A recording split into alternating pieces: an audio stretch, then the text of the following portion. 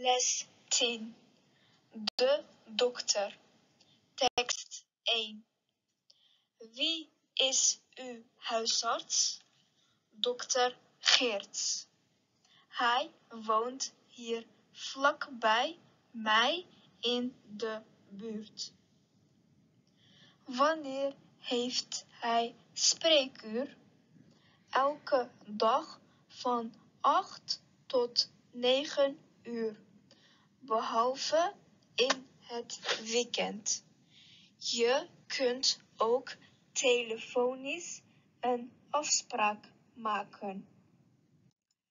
En als je te ziek bent om naar de dokter te gaan, dan komt de dokter bij je thuis. Hebt u al een huisarts? Zorg ervoor dat je een huisarts hebt. Wacht niet tot je ziek wordt. Les 10. De dokter. Tekst 2. Dag dokter. Dag meneer. Dag mevrouw. Jullie hebben me gebeld. Waarmee kan ik jullie helpen? Mijn vrouw is ziek. Ze heeft hoge koorts. Oh, dat is niet goed, mevrouw. Nee, dokter. Ik voel me al een paar dagen niet goed.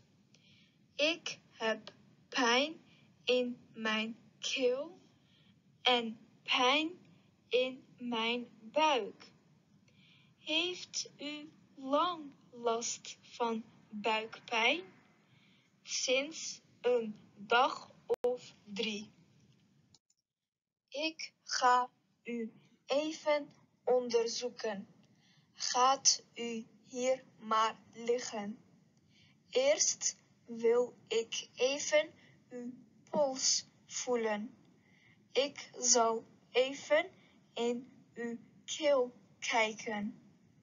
Ik voel ook even uw buik. Doet dit pijn?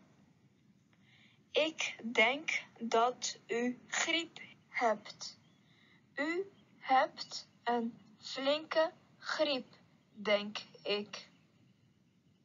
Blijft u voorlopig in bed. Zodra de koorts verdwijnt, mag u uit bed.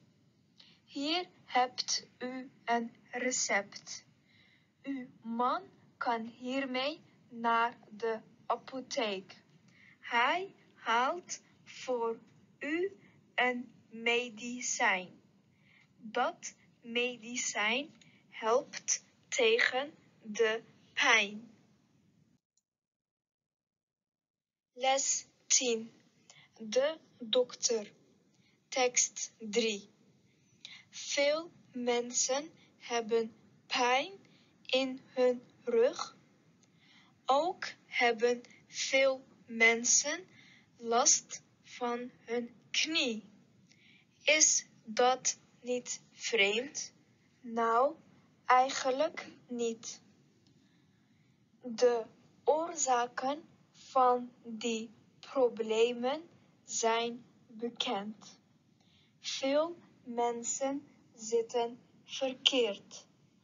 Of ze zitten te lang. En wie loopt of fietst er tegenwoordig nog? Hoe ga jij naar je werk of naar school? En doe je voldoende aan sport? Je moet regelmatig sporten. Dan heb je minder kans op ziekte. Leef je wel gezond?